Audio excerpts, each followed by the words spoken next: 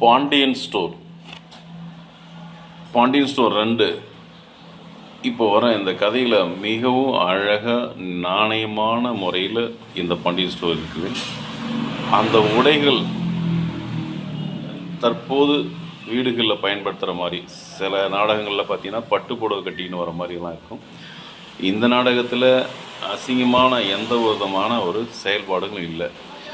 அடுத்தவன் மனைவியை வேடிக்கை பார்க்கறது, அரைகுறை ஆடை, அது மாதிரி எதுவுமே இல்லை.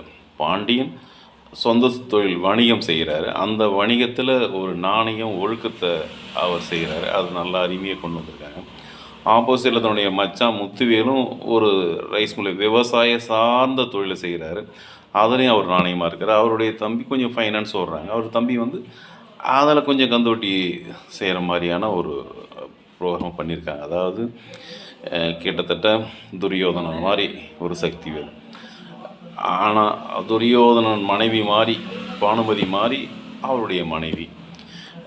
இதில் அண்ணன் தம்பி பாசம், அப்பா அம்மா பாசம் எல்லாமே பார்த்தீங்கன்னா கதிர் தாலி கட்டுறான்னு சொல்கிறாங்க. அதாவது தசரதன் நீ காட்டுக்கு போன்னு சொல்கிற மாதிரி தலையை ஆட்டுற மாதிரி ராமர் செய்கிற மாதிரியான ஒரு இதுதான் அந்த ராஜிகிட்ட கட்டுறாரு. அவங்களும் பிற்காலத்தில் அவங்க இது பண்ணுறாங்க. தற்சமயம் அந்த ராஜியை திரும்பவும் அவங்க வீட்டுக்கு அழைக்க போகிறாங்க. அதுதான் இப்போ ஒரு முன்னெடுப்பாக வந்திருக்கு. இந்த கதையில் பார்த்தீங்கன்னாக்கா ஒரு பெரும்பான்மையான மக்கள் வாழ்வியலில் கலந்த மாதிரியான ஒரு இருக்கிறதுனால இந்த நாடகம் நல்லா சிறப்பாக இருக்குது. குடும்பமும் பார்க்கலாம், குழந்தைகளோடு பார்க்கலாம். இதில் அசிங்கமாக இல்லை. இயல்பாக சாதாரண ஒரு டியூஷன் போகிறது, சின்ன வருமானம் வர்றது, ஒரு உணவு டெலிவரி செய்கிறது, மளிகை முக்கியமாக உணவு தான் தேவை. அந்த வணிகம் எப்படி வருது, விலைவாசி எப்படி இருக்குது, ஒரு கூட்டு குடும்பம் எப்படி இருக்கணும், கூட்டு குடும்பம் அதை பார்க்கும்போது இப்போ ஒரு 20 வருஷம் கூட்டு குடும்பம்லாம் உடஞ்சி போய் திரும்ப கூட்டு குடும்பத்தை கொரோனாவுக்கு பிறகு திரும்ப கூட்டு குடும்பம் மேலே ஆசை எல்லாருக்குமே வந்திருக்கு. நீங்கள் சைட்லையும் பார்த்துருப்பீங்க. ஏன்னா இப்போ குழந்தை வளர்க்குறதுக்கு பெரியவங்க தேவைப்படுறாங்க. முன்னை விட இப்போ தேவலாம் கூட்டு குடும்பம் இருக்குது.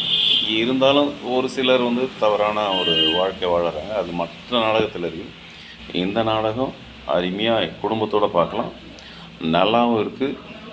போர் அடிக்காமல் நிறைய கதாபாத்திரங்கள் இருக்குது. பாண்டியனுக்கு 3 பிள்ளைங்க, 2 பொண்ணு. முத்துவேலுக்கெல்லாம் கொஞ்சம் கம்மியான ஒரு ஆள் அதுவும்.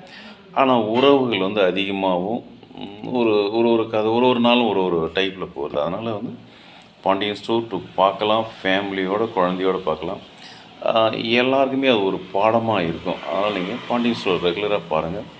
வாழ்வியலில் இப்போ இருக்கிற சில செய்திகளை ஒரு குறைந்தபட்சம் நமக்கு ஒரு அறிவுரை வழங்குற மாதிரி இருக்குது. நல்லா தான் இருக்குது. கண்டிப்பாக பார்க்கலாம்.